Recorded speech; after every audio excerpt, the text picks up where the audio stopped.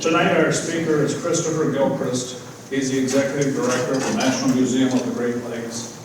His presentation will address the archaeological survey conducted by National Museum of the Great Lakes and its partners for determining the precise location of the Battle of Lake Erie, which occurred on September 10, 1813. Not far from here. He will discuss the naval engagement, the search, and the results of the investigation. Other War of 1812 underwater archaeological sites in Lake Ontario and Lake Huron will also be covered. So, thank you all for coming. Here's our speaker. Thank you. The National Museum of the Great Lakes, for some of you, may know us by a previous name, not necessarily a previous name, but our corporate name, which is the Great Lakes Historical Society, which operated a museum in Vermilion from the early 1950s till 2011. We opened the National Museum of the Great Lakes in Toledo, Ohio in 2014. People say, well, why do you have Great Lakes Historical Society and National Museum of the Great Lakes?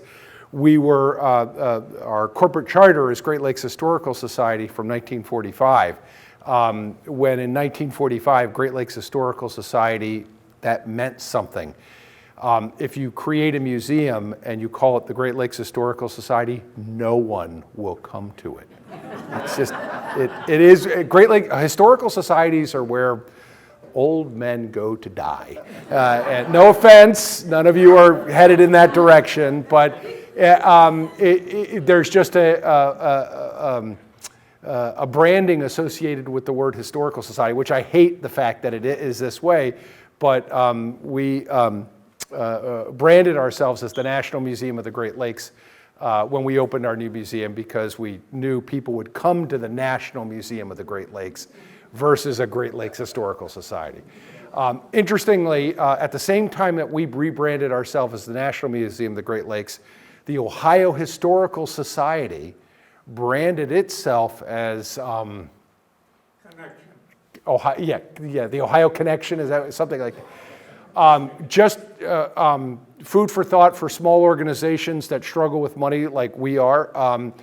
Ohio Historical Society, which has a printing press for money in their basement, and they just print money all day long, they spent $250,000 to come up with a consultant to give them that name. I came up with National Museum of the Great Lakes in about 15 minutes right before a meeting, because somebody said, we need a name. And somebody, one of our board members said, National Museum of the Great Lakes, man, does that sound pretentious? And my response was, I know, isn't it great? But when we took the word National Museum of the Great Lakes, our purpose was not just simple branding for tourism and people visiting. We believed, and our old name, by the way, Inland Seas Maritime Museum, nobody knows what Inland Seas stands for. So that was just right off the top. We had to get rid of that. But National Museum of the Great Lakes, national meaning we believe Great Lakes history has a national importance because it is so deeply affected the Great Lakes have so deeply affected American history, the contours of American history. And so we tell that. And also, we at our museum we're not the Lake Erie Museum, we're not the Maumee Bay Watershed Museum. We tell stories from across the Great Lakes, which we feel makes us national, but also we're not just a shipwreck museum, we're not just a commercial shipping museum, we're not just a commercial fishing or lighthouses. We cover so many different topics that we felt that gave us the right to call ourselves the National Museum of the Great Lakes. I will tell you about 10 other museums at the first meeting after we announced our new name, where we gather as museums. They all said, who the hell do you think you are to take the name National Museum of the Great Lakes? I said, because we took it first, and that's just tough luck. So we've been around since 1945. We operate a museum with a 618-foot museum ship, a 118-foot museum tug available for tours in Toledo. The boats don't move. Well, they go up and down with the Maumee River, but they don't go out. We make sure people realize that. We have our museum. We also produce a journal. I put a bunch of copies out. That's part of your membership benefit. We have 5 more copies here that are strategically placed to hold my projector in place. So afterwards, if you haven't gotten a copy, come up. I've got 5 more copies for you. We've been publishing this journal since 1945. So for 4 times a year, every year. It's our way of documenting really sometimes very specific elements of Great Lakes history. Sometimes it's reflections by someone who experienced something while on the lakes in some capacity. Sometimes it's a PhD in history that wants to document their research. So it has a kind of a broad flavor to it. It's why we have really 2,500 members in 47 states and 5 countries, I think. It changes and they don't tell me. We also do programming like this. This year alone, we will do over 100 of these off-site programs across the Great Lakes to people just like yourselves who are interested in the topic. And then we also do underwater archaeology. Carrie Soden often will do this program. Unfortunately, she is booked for like 47 programs this year so far, and so she said, I need help, and she divvied up a few of these, and I got it. I have been doing this for now 24 years. She's been doing it for 19. She was principally involved in our project on the Battle of Lake Erie site, but I've been with the organization for so long, and we trade our programs back and forth. So you may not get the perfect technical, but I am a lot funnier, so that's more important. So that's what we do as an organization, and so we're proud and happy to be here. And let's get started on 2 ships, 2 brigs, 1 schooner, and 1 sloop. Let's see if we can work the technology.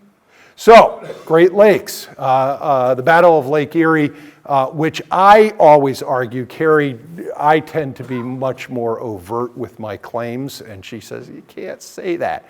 I will argue that the Battle of Lake Erie is the most important naval battle in American history between the American Revolution, when we got our independence, and the battle at Midway in World War II. That even I will contend includes the Civil War and the Monitor and the Merrimack, which actually ends in basically a tie, and so it has no real military significance. This battle is the most important battle in American history, naval battle before World War II. Why is it so important? If Perry loses, even if we win the war, the British would control the Great Lakes. And at this time, when you control something, you don't give it up, even at the peace talks.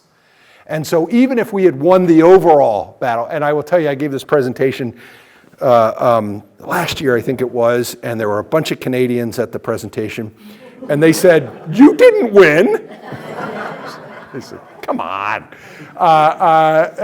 But back then, wars had a tendency to be won on the battlefield and lost at the peace talks. And so this is an incredibly important war, because by Perry capturing, and I always point that out, I have friends in Great Britain, I say this to them every time I see them. I only see them once every like 15 years, and I think that's why, because I always bring this up.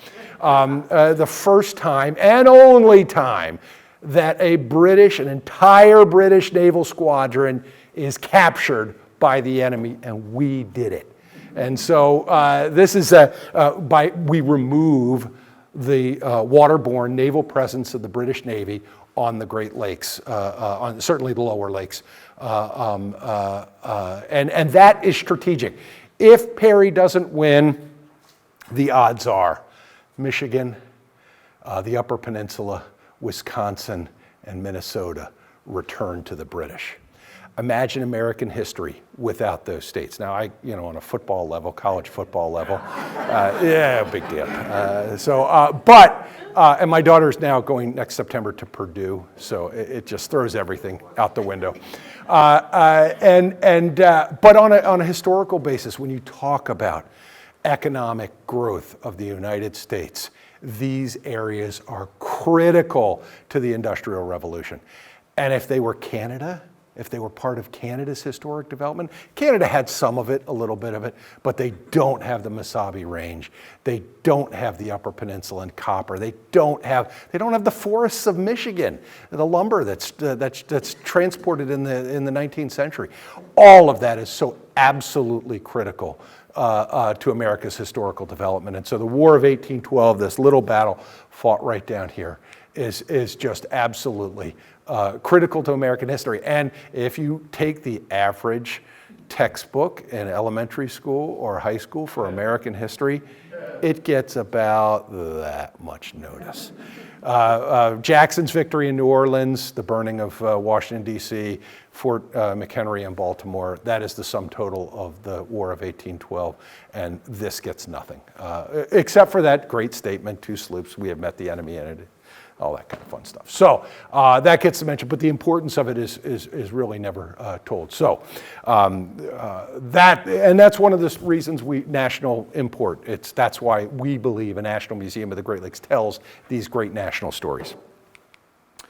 So the War of 1812. When you pick American military history, and you go, which are the 2 wars? Often Korea just doesn't get a lot of coverage. Vietnam kind of overtakes the mental capacity of Americans to think. So if we think a 20th century forgotten war, certainly Korea. 19th century, maybe the war with Mexico, but the War of 1812 doesn't get its fair shake anyway. It's often called the Second War for Independence because we take on the British again and we beat them again. And the War of 1812, though, is brought on, and because people often think of this as once again a refighting of the American Revolution, which most of the American Revolution is fought on the East Coast. Most of it. There are some activities out on the Great Lakes, on the frontier.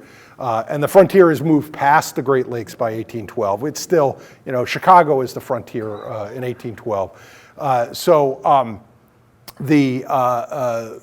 But the war has a real significance, not only in what is fought, but why it is fought. So why is the War of 1812 fought? I'll argue 3 major reasons. One, impressment. Impressment is the practice of the British Navy impressing, which means taking over, coming alongside an American merchant vessel and threatening that merchant vessel, taking over control of that merchant vessel and saying to the captain of that American merchant vessel, we believe these 15 sailors on your boat are actually British citizens that have left Britain and are on your boat illegally, and we are going to impress them into the British Navy. You have to remember, at this time, Great Britain is still fighting a war with France. And its need for sailors and soldiers was significant. And so they impressed America, and often these were American citizens that were being impressed to fight into and to join and fight on behalf of the British Navy in the war with France, in their war with France. And the United States said this is a violation of our rights at sea. It's an infringement on American liberties, and so that's one reason, the issue of impressment. The second reason is the Treaty of Paris, which ends gives us our freedom in the sense of settles the American Revolution in diplomatic terms. Had certain requirements that the British had to fulfill, specifically out on the frontier. Now remember, they still control parts of Canada. We didn't force them off the North American continent. We still have to deal with them. And Britain had a pesky commitment to being a thorn in our side, and routinely allied themselves and armed Native American populations to fight against us on the frontier. And that had been going on since the 1780s. And finally, we began to get sick of it. And so with impressment and the issue of their non-fulfillment of treaty obligations under the Treaty of Paris, we began this move towards war. The third factor is by 1812, truly George Washington's vision of a body politic that was free of ideological strife was over. In a short 15, 18 years, you had two clearly definable factions. You had the Federalists and you had the Democratic Republicans. And the Federalists led originally by John Adams and the Democratic Republicans by Thomas Jefferson. Thomas Jefferson held the presidency from 1800 to 1808. And Madison, another Democratic Republican, holds it from 1808 forward. And Federalists, who were by 1812 becoming fairly sectional in that they were a New England political party, opposed the war. They called it Mr. Madison's War. They were absolutely opposed to it. Why? Because Great Britain was the biggest trading partner with the United States, and people in New England had lots of boats, and they traded with Great Britain, and it was a financial challenge to them. So we go to war in part because we have a fractured, at that time, as early as that time, a fractured system which had two very different ideological camps vying for control, and it became a political issue. And so we go to war in 1812. The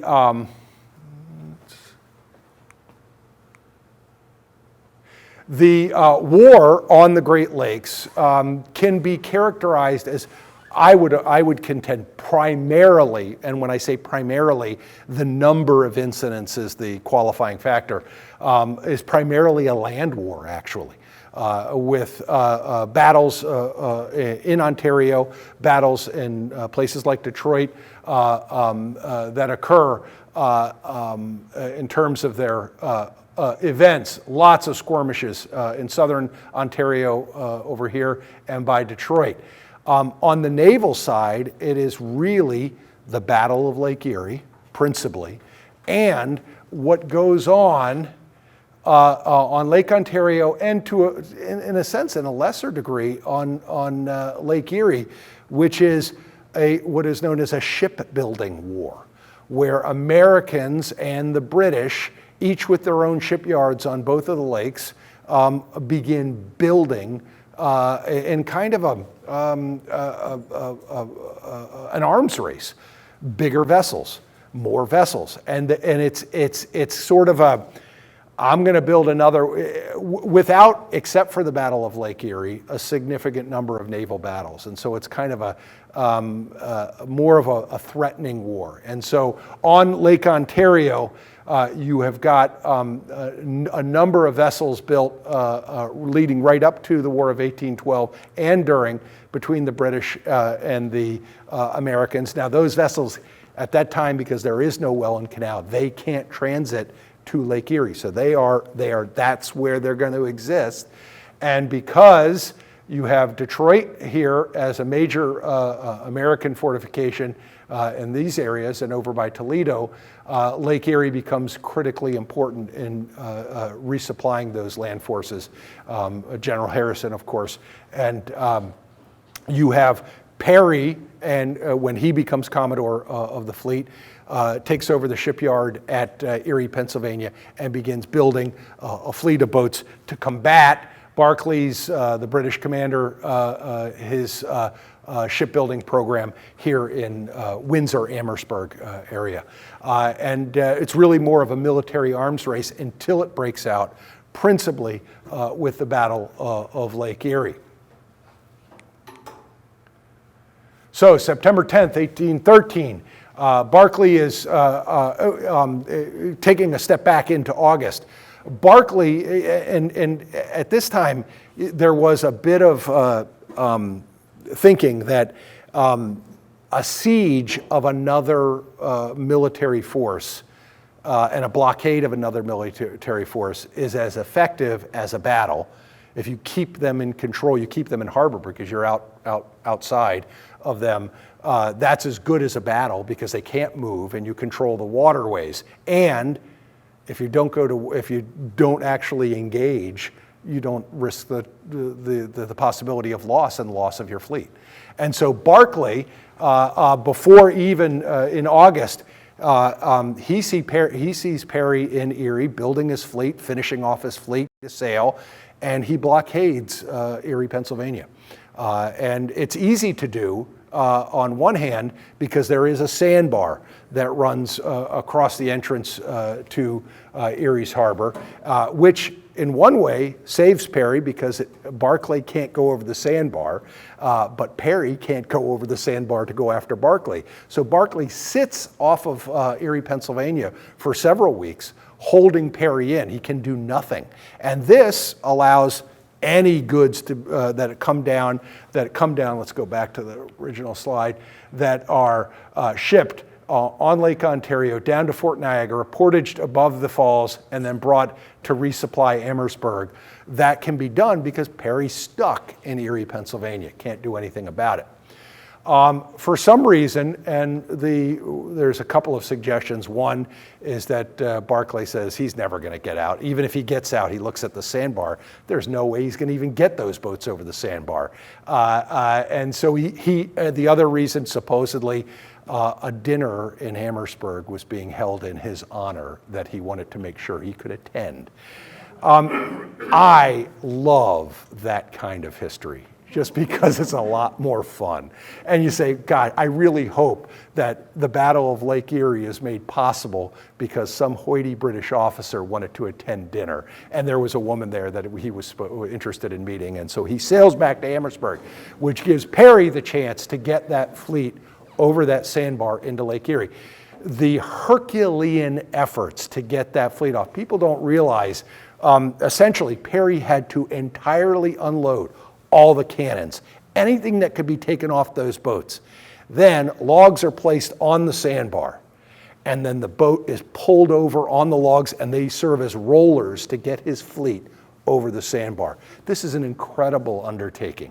Perry accomplishes it and is able to sail and to arrive at Put-in Bay, where he is his eyes and ears up by Amherstburg, his boats that sail up there, say, we're in a perfect position now to control Barclay and keep him down at this end, which means we can resupply ourselves to places like Toledo and keep him hemmed in. Barclay realizes this and comes out on September 10th, and Perry comes out to meet them, and they meet off Put-in Bay, east of West Sister Island, in this incredible battle that takes place. It's not a terribly long battle, as I'm sure some of you are sailors, meaning you don't use pleasure motorized vehicles, you use sailboats, and the wind always isn't perfect, and sometimes it's slow moving, but a several hour battle that comes through. We're going to go through what Carrie and her volunteers did and was asked to do by the National Park Service. So we'll talk about some of the aspects of the battle under what they call a COCOA analysis of a battlefield site.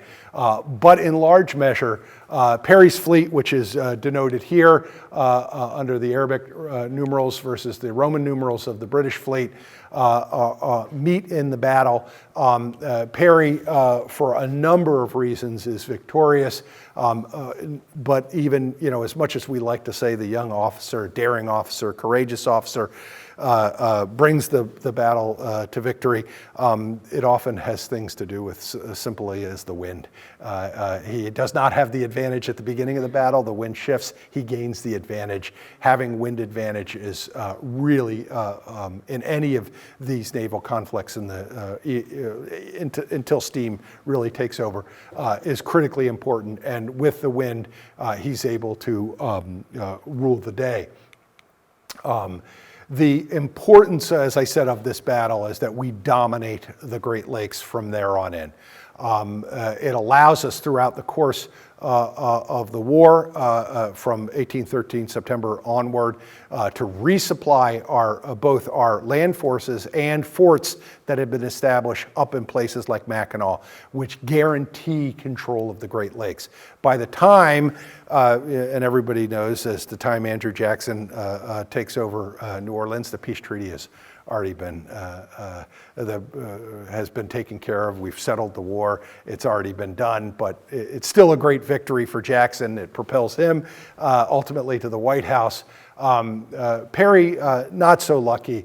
I won't talk a lot about it because it really gets into naval law with respect to the Elliott-Perry affair and his claims of that.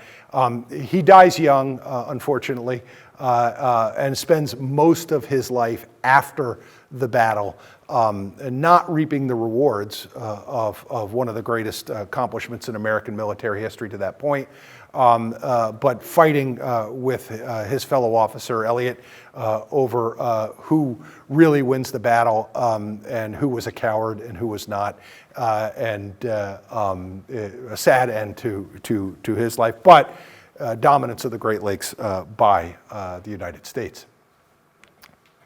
So, in 2009, our organization, another group, the Cleveland Underwater Explorers and the National Park Service, the National Park Service gave us a battlefield survey preservation grant. Why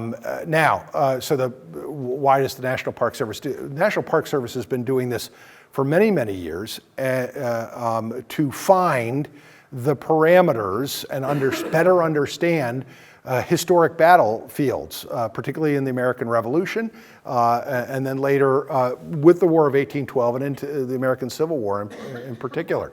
And that's using archaeological investigations to do that. It really had never been done for a naval battle. Partly because most American naval battles in the 19th century and in the American Revolution were fought on the open waters of the Atlantic, where underwater archaeology is next to impossible because the depths are too deep. Whereas particularly in Lake Erie, you're talking about, in the Western Basin, 35 to 45 feet at a maximum, and elsewhere, an average of 90 feet deep, which makes it much more manageable. So we undertook an investigation to identify and find what was believed to be the parameters of the battlefield site. Well, how were we going to do that? One with side scan sonar, but also more importantly with a magnetometer. We did what was known as mowing the lawn. We took a boat out there, dragged the magnetometer, dragged the side scan sonar back and forth over this area over about 2 weeks, just slowly pulling it along. And our goal was to get particularly magnetometer hits, because we knew, since no boats were sunk in the battle, there's not a boat down there. We thought there might be some wreckage because there was a lot of damage, particularly to the Lawrence, and we'll talk about that. And we thought maybe there's some stuff sticking out of the lake bottom. But really, in reality, we said we hope to find cannonballs. Finding the cannonballs, the carronade shot, as well as the long gun cannonballs of the British forces, and finding the parameters by finding the remnants of the armaments that were used, that were left on the bottom of Lake Erie. That was one important part. And that had been used by the National Park Service on terrestrial battlefields, because you could find musket balls, and then later cartridges, and you can find the parameters of a battlefield. Everybody says, well, that battle was fought over in that field. Well, was it? Over time, sometimes that is lost, and so the physical evidence helps confirm it. It's much harder to do on water, because you have to find them with a magnetometer. Then you have to dive down, and more often than not, they're 2 or 3 feet down into the lake bottom, and you have to dig them up. You have to find them, because the magnetometer is wonderful, but it's not GPS to the inch. It's more, it's in this 5 square foot area, which means you have to find it with a pole, sticking a pole down into the lake bottom until you hit something hard, and then you dig it up, and then you bring it up, because once you start digging, your visibility goes to about 1.5 inches. You guys have all been out there when it's really brown after a big rainstorm and all the water's been pulling in, and it's difficult to do. And then you bring it up and you go, oh, this is nothing, or wait a minute, this is something. So the parameters of the battlefield, and really and I, as Carrie says, executive director and fundamentally a used car salesman. No offense to used car salesmen. My brother-in-law was one. But the idea that I will sell anything for the organization, meaning if I can find something that has historic value and can bring notoriety to the organization, I'm the huckster that does it. So the hope was to find the burial ground of the non-commissioned officers and sailors who were buried at sea in the area. And about 21 sailors were killed and were buried at sea, and they were placed into a hammock sewn up with a cannonball in their lap and dropped and buried in the deep down to about 35 feet. And so our hope was that they were done all at the same spot, and we would find a series of cannonballs closely clumped together, which would be different than the parameters of the battle site that were done. So that was our hope. That was our goal. We did a lot of research ahead of time to find this all out. We began the process of doing the survey. Then you get the survey, you get the data, then you investigate the target, and then we did this COCOA analysis that the National Park Service asked us to do, and we'll go through the COCOA analysis because it was the first time it really had ever been done on a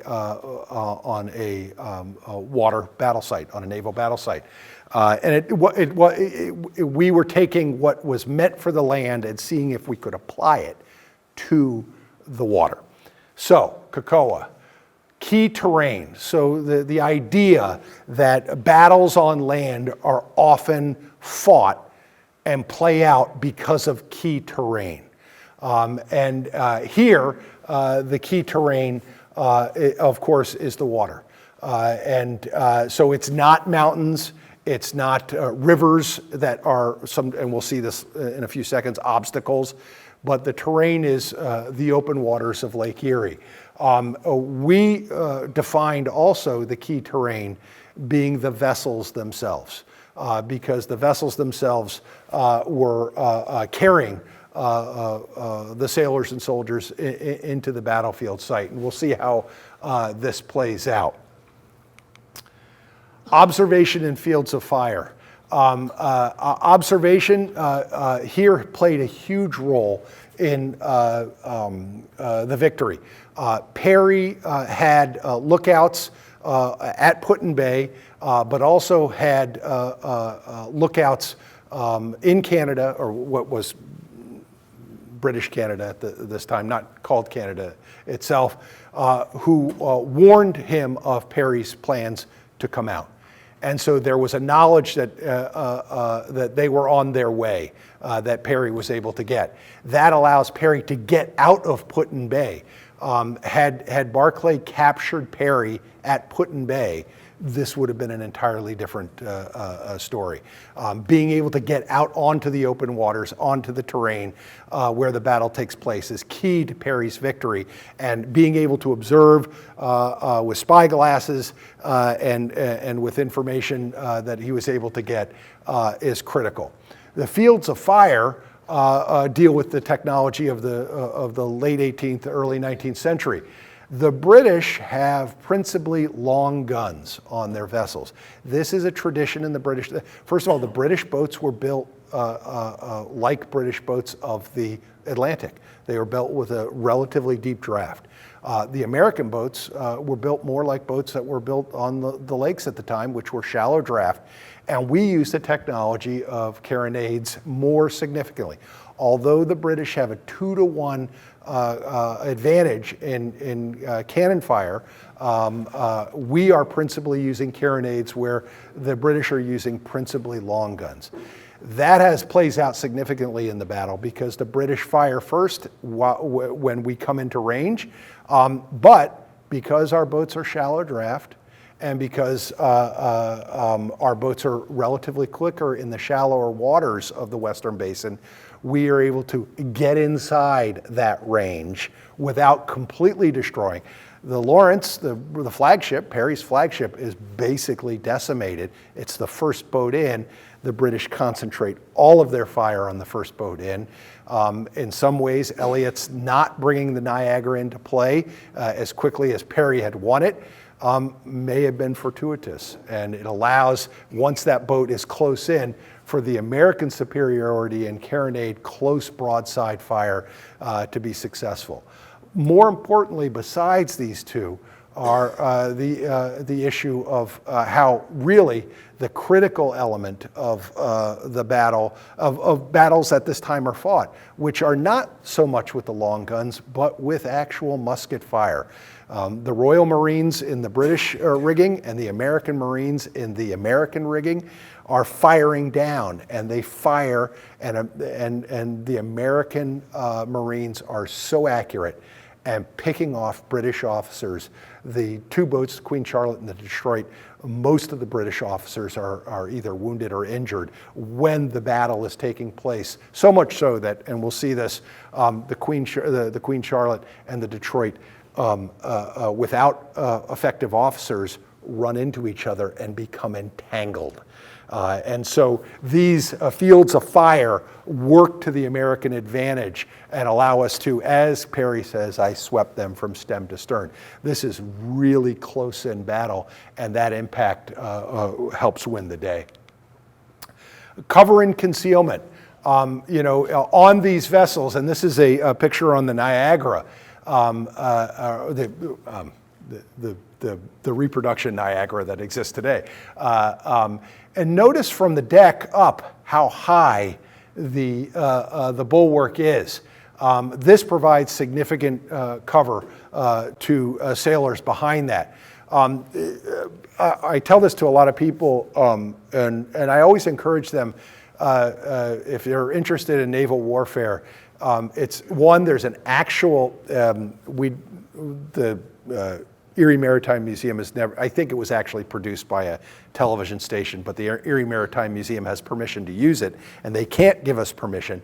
They have a video of, they created a simulated side of the Lawrence and then fired cannonballs into it to see the impact of it.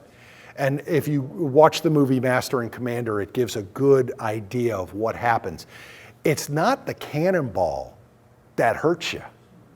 It's the cannonball hitting the side of the boat and the other side of the boat, the bulwark, exploding out with shards of wood. That's what hits you and kills you in large measure. And so this provides some concealment for Perry's fleet as it is here. But the real issue with concealment, what gives Perry an advantage over the British fleet, is Perry's willingness to wear an ordinary seaman's uniform during the battle. The British officers wear their officers' uniforms, which make them very easy physical targets for sharpshooters to take out. It's one of the reasons why we're so successful. The British really, there was kind of a, you don't shoot at fellow officers. You don't specifically target fellow officers because that's not gentlemanly. Perry didn't think anything along those lines and targeted them and wore an ordinary seaman's uniform so he wouldn't be targeted. So those great pictures of Perry that have him in officer's uniform, crossing, standing in the bow. When he took his little dinghy from the Lawrence to the Niagara, I can almost, and this is where Carrie would say, you can't say that. And I say, it's fine, don't worry about it. I can almost say with 100% certainty that Perry wasn't standing in the bow of that dinghy, pointing to the Niagara saying, take me there. He was hiding in the bottom of that boat, avoiding getting shot. And that's what makes the victory possible. Because he's able to force Elliott, and he takes command of the Niagara, takes command of it, and brings it into the battle after the Queen Charlotte and the Detroit had become entangled, and really allows for a turkey shoot, allows for the Niagara to just decimate them and rule the day. Lastly, obstacles. In terrestrial warfare, rivers are obstacles to movement of troops. Here, it's land that are obstacles. And Carrie and her team really believed that, don't move forward. There we go.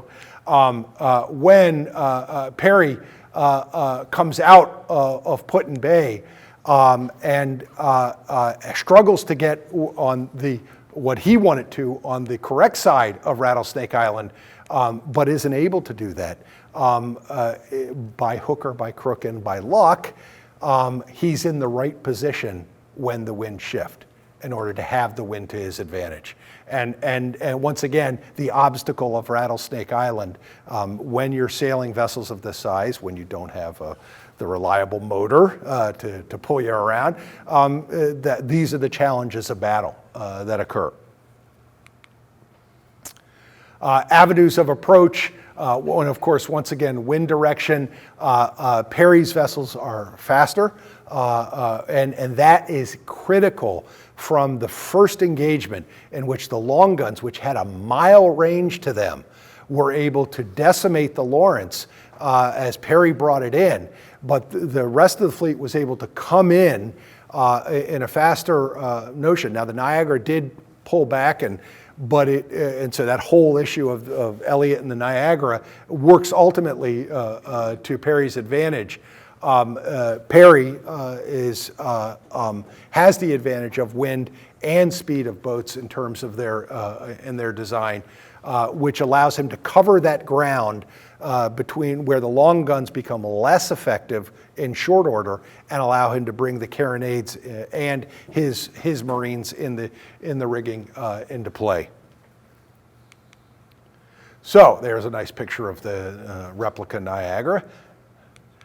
So their people did this analysis. We go out.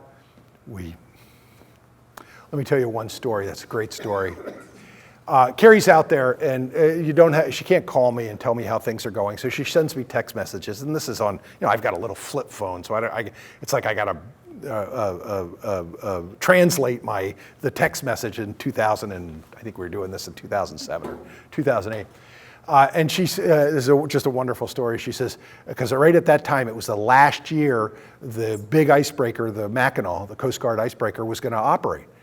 And she sends me a picture, and she says, so cool, Coast Guard cutter Mackinac just passed us by. And about 3 hours later, she says, not cool, we are being boarded by the U.S. Coast Guard cutter Mackinac. They came down, they said, what are you guys doing out here? What are you pulling? They thought they were terrorists, and we showed them the plan we filed with their commander in Cleveland, and they go, oh, okay. But they wouldn't let Carrie get a picture with them. She goes, can I get a picture with you guys? And they wouldn't let it. So that couldn't be in here. But we're pulling a magnetometer and a side scan sonar in order to find the remnants of the battlefield. And we go a number of days doing this. And 2 lines, one for the magnetometer, one for the side scan sonar. The side scan sonar, we didn't really reveal much. Most of anything that's left from anything out there has sunken down really through the process of not only silting over, more importantly, liquefaction. People is sinking below the lake bottom because of the shaking of the bottom from micro-earthquakes that occur from time to time and allow heavier things to fall and sink down into the lake bottom. As Carrie said, if you think doing a project like this is fun, try sitting for 14 hours on a little cooler in a 23-foot boat looking at a computer screen. That's really what happens. It's not glamorous. But the data that is created is kind of cool, as she points out. And as you probably all know, being out there, being attacked by bugs in your hair happened every single day. Particularly because they're going really slow, and when they were out there, you had lots of those flies out there. So this is an example of the magnetometer in play. And so as you see these spikes going up, that's more and more magnetic hits, saying there is something that is iron down there that is we're getting a ping from the magnetometer. And so these hits then are translated into, using software, and this is a specific area, more of a kind of a what might this be? And so this is kind of the visual representation of a particular area. We were getting, and Carrie says, when she calls me at home from that night, we got 1,900 hits today alone. This is great. And so we get all the data, and then we've got to go back and sample it. We got so many hits, we knew this was going to be a relatively small sample. We only got $10,000, and although marine fuel today is, I don't know what, $12 a gallon or something like that. It was still pretty expensive back then, and so we weren't going to be able to go out and find sending divers down to find 1,400 or 2,800 items just wasn't in reality. So we were going to sample it and find out what these things were down on the lake bottom.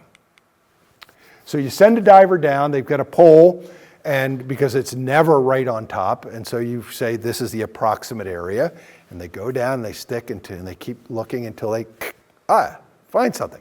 Then we also take handheld metal detectors down. That gives us a target range. Then you feel for it, and then you dig it up, and then you bring it up. And Carrie said, with great excitement, stuff was brought up. And apparently, you guys polluted the lakes for many years when you were out there fishing. Old Style is not a real common beer anymore, but there were lots of that kind of thing that were brought up. We expected that because that's par for the course. Where archaeologists say the best place to learn about a civilization, where they dump their trash. That tells so much, and apparently 500 years from now when the lake is dry and someone's doing a dig on it, they'll say these people like to drink. Yes, we did find a lot of that. One of the things that we believe that we did not anticipate is that we believe that we got lots of hits off of quagga mussels. Why? Because quagga mussels take in heavy metals that are in the water and they hold them in their body and then filter the water. I think that's one of the reasons why we got. Anybody want to take a wild, I will give $1 million to the person who can tell me how many quagga mussels are out there now. They're so common now. We think that had a kind of a layer on the field of battle that will ultimately prevent us from finding it. Let's see. I want to say what this one is. Oh yes. We get a big ping. And the guys send up and say, one guy comes up and says, we're bringing up something really kind of perpendicular. It's gotta be. And what is it? it's military. It's a shell. It's from Camp Perry in the 20th century. Now, Carrie didn't put this in. I don't know why she didn't put it in, because she sent me the text messages, but that was 5 phones ago, and those pictures are gone to me. She sends me up and she says, and I apologize, I should have looked this up. Camp Perry fired ordnance into Lake Erie. Also dropped ordnance from airplanes into Lake Erie. There was a bomb run that they practiced on in Lake Erie. We did find some bottom carriages of planes that were doing practice bombing. We found one of those that we believe was a bottom piece of equipment that fell off the plane that was dropping ordnance out by West Sister Island. They fired dummy shells, which are painted a certain color. And they fired live shells that were painted a certain color. And as you probably know, every shell that's a live shell doesn't end up exploding. It's a dud. But it is still a live shell. When Carrie and her team pulled up shells that were colored as live shells, we said stop. Because we knew that we were taking too much of a chance that we were going to hit a live shell and explode a live shell and hurt somebody. So Camp Perry becomes our, thanks fellas. We know how important you guys were. When we did our initial research, we looked at some of the modern charts, meaning from the 1940s, that Camp Perry said they were firing shells out into Lake Erie. So and some of those charts are do not fall into what was thought to be the Perry 1813 battle site. But then we found some actual documents that show there it crosses right across it. And so there are thousands of metal shells in that are 20th century, which until the technology exists to differentiate between the iron of the 19th and late 18th century and the iron of the steel of the 20th century, it is going to be impossible to find that without taking a load of a level of danger. Or we could ask the United States Navy to come clean up their mess. But that's probably not going to happen.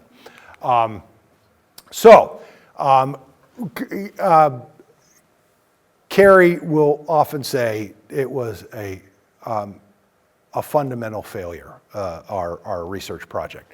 I'm less critical. We learned something. About one, we set a standard for how this COCOA approach to understanding a battlefield site might be done on open waters. That's a good thing. The Department of Interior loved our analysis of that. Two, we accumulated data.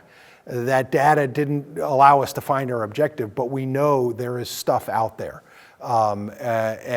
So we did not find the battlefield site, but we did find that, yes, the remnants of Camp Perry's firing into Lake Erie will probably never allow for any type of investigation of what we proposed.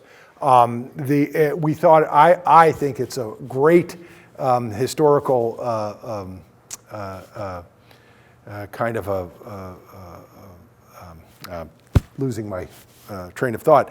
The fact that Camp Perry, the camp that is named to honor Oliver Hazard Perry, will not allow us to find Perry's actual battle site. That's a kind of a historical conundrum, and so we don't consider it a complete loss.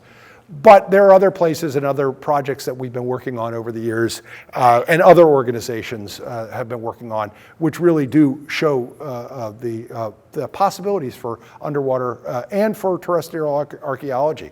The General Hunter project, which was not our project, it was taken on by the Canadians up at Southampton, is just a fabulous project.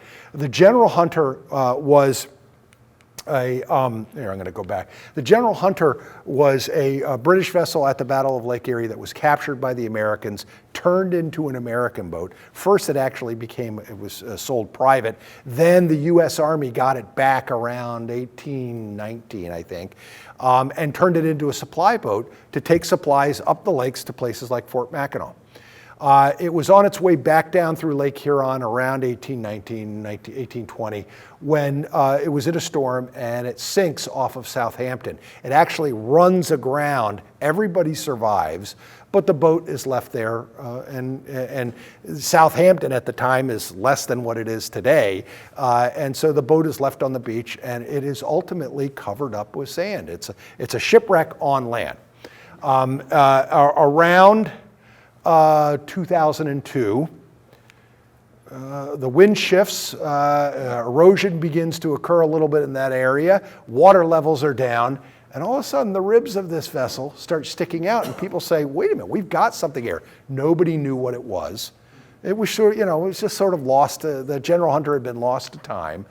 They did an initial dig out and found a signal cannon, and that's in the museum up at Southampton, and said, we've got to do more. And in fact, they dig the whole thing out. And there it is being dug out. Now, that's all that was left of it. But what they were able to find and how they were able to confirm it is that this boat was owned both by the British Navy and the American Army in a period of about 10 years. And how did they know that this was the General Hunter? Well, they do have this is the length of the boat, this is the beam of the boat, it matches up to what is found in the ground. Those are all important characteristics, but they find two buttons, a Royal Navy button and a US Army button. What are the odds of two buttons from the two different navies on a boat that had two different owners? That helps the conclusive part of it. But a great project for a Battle of Lake Erie vessel. None of them sink at the Battle of Lake Erie, but this one sinks later. Now we have a nice little display. We turned all this research into a kids display that they at the museum in Toledo, where they have a dummied up magnetometer and they see on the actual site plan where that particular item was found. Kids love it. It was actually Carrie's idea because she said, I know you're going to be talking about shipwrecks. And she was really mad because in a newspaper article, I called her. I thought it was a great compliment. She was really mad. I called her the Indiana Jones of Lake Erie. And she says, that's not what I want my professional career to be looked at. And she says, if you're going to do something with shipwrecks, let's make it authentic and actual what an archaeologist actually does. And so we use this to create a nice little exhibit up at the museum. Now the Hamilton and Scourge were two American vessels on Lake Ontario that sink about a month before the Battle of Lake Erie. They sink in a storm. These had been a British vessel that had been captured by the Americans and an American commercial vessel that had been, an American vessel that had been, a British vessel that had been seized by the Americans, but it was a commercial vessel and it was turned into a military vessel, and then a commercial vessel that had been purchased by the United States Navy. They both sink about a half a mile apart on Lake Ontario in about 300 feet of water, with all hands lost in a terrible storm on Lake Ontario. Wonderful vessels that are discovered around 1975. They're in Canadian waters, which means the U.S. has ceded authority over. Governments never give up military vessels. They never abandon them officially. Commercial companies abandon vessels all the time, sometimes on purpose. But we have ceded authority, since it is in Canadian waters, to the province of Ontario to manage this wreck site. Nothing is allowed on this wreck site without the permission of no one is allowed on this wreck site without the permission of the Ontario government. I can't remember, effectively RODNR in the province of Ontario. They've sent down here some sector side scan images of the vessel and some of the work that was done with the approval of the Ontario government in 2008. Now, interestingly enough, what the goal of this survey of it was to see how much it had changed from some of the early stuff that was done in the 1980s. And you can see the zebra mussels, quagga mussels that were not present in the early 80s now cover the vast majority of these shipwrecks now in Lake Ontario and now Lake Erie, and now we're finding them as far as up as Lake Superior. So they are making a kind of a 5-decade path up the lakes to Lake Superior. Interestingly enough, Carrie, one of the reasons she couldn't do this talk was because she was originally scheduled to be on the Hamilton and Scourge. She had gotten permission. This is how government bureaucracy is frustrating. The province of Ontario, which manages the wrecks, said yes, you can do. They were going to do a photometric survey, take photographs, and then build essentially by computer a high definition collage of the wreck site using photo equipment. They got permission from the province of Ontario to do it, but the city of Ontario said, you need to take out a $5 million insurance bond in order to do this. And the group of volunteers that she was working with couldn't raise the money to do it. And there wasn't enough time for me to get approval to write a check. And so they had to cancel their permit. And so she was supposed to be there. She did some work up there, some preliminary work, but couldn't bring the team out to do that. Hopefully next year they will get all that worked out. Carrie also worked on with the Indiana University of Pennsylvania. I don't understand that, but don't ask me. But there's a college called the Indiana University of Pennsylvania. It's a very fine school. They were doing work up in Sackett's Harbor and other places looking for War of 1812 gunboats in Sackett's Harbor. In particular, these little gunboats were a single gun placed on the vessel, a small cannon on the vessel. There were like 9 of them that were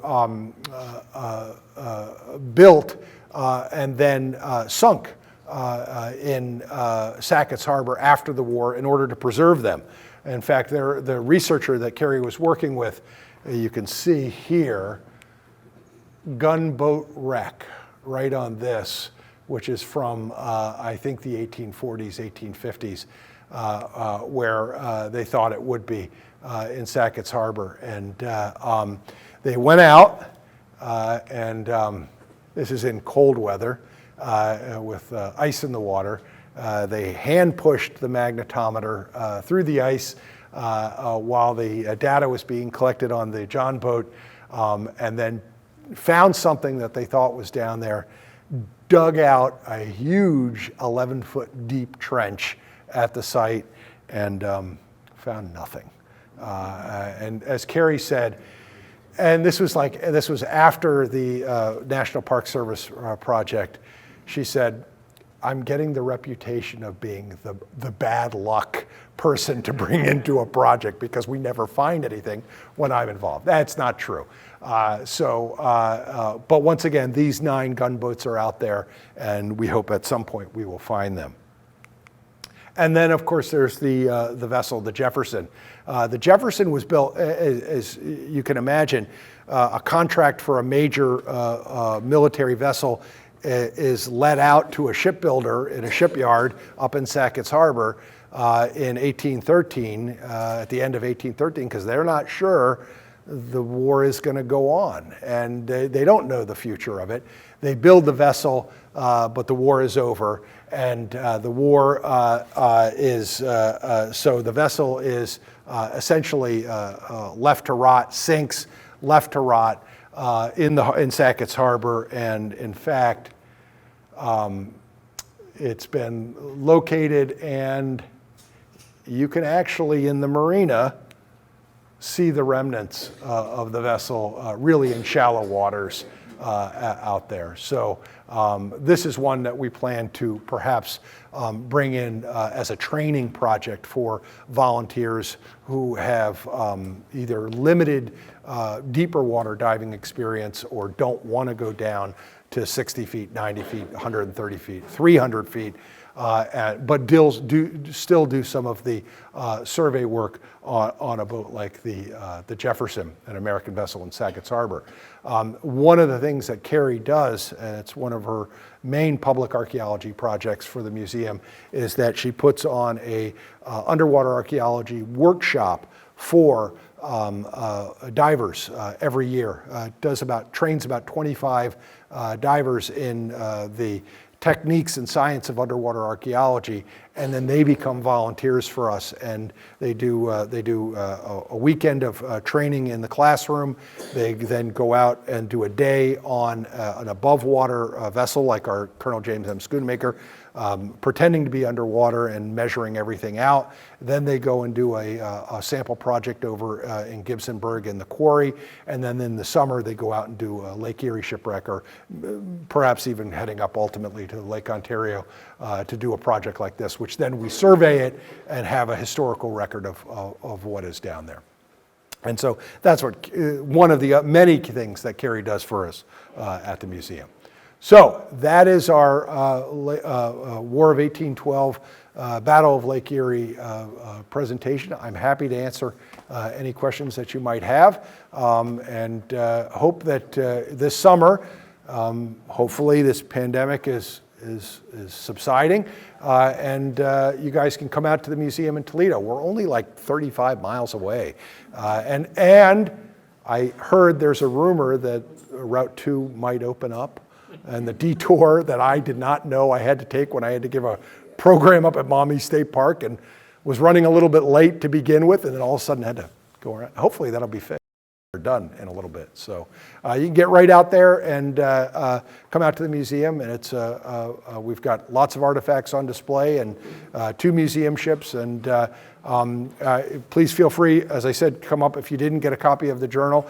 If you become a member, you get that 4 times a year, and then you get free admission to the museum year-round, and discounts on our programs that we charge a fee for, and lots of other stuff. So thank you all, and I'm happy to answer any questions.